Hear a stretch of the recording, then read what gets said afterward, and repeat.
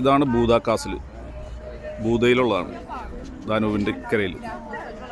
അവിടെ വലിയൊരു സ്തൂപത്തിൻ്റെ മുകളിൽ വലിയൊരു സേനാനായകൻ നിൽപ്പുണ്ട്.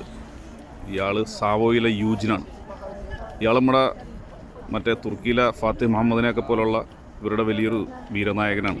ഇയാൾ ഫ്രാൻസിൽ ലൂയി 14 കാലത്ത് അവിടെ ഉണ്ടായിരുന്ന ആളാണ്. വലിയൊരു അരിസ്റ്റോക്രാറ്റിക് ഫാമിലിയിൽ ജനിച്ച ആളൊക്കെ തന്നെയാണ്. പക്ഷേ ലൂയി 14 ഇയാളെ പരിഗണിച്ചില്ല. ഇയാൾ നേരെ ഓസ്ട്രിയക്ക് പോയി.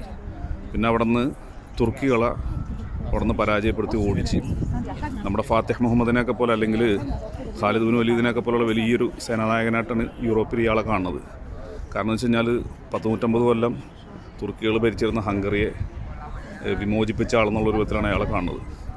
മാത്രമല്ല, പിന്നീട് പടിഞ്ഞാട്ടുള്ള തുർക്കികളുടെ തേരോട്ടത്തിന് തടയിട്ടത് ഇയാളാണ്.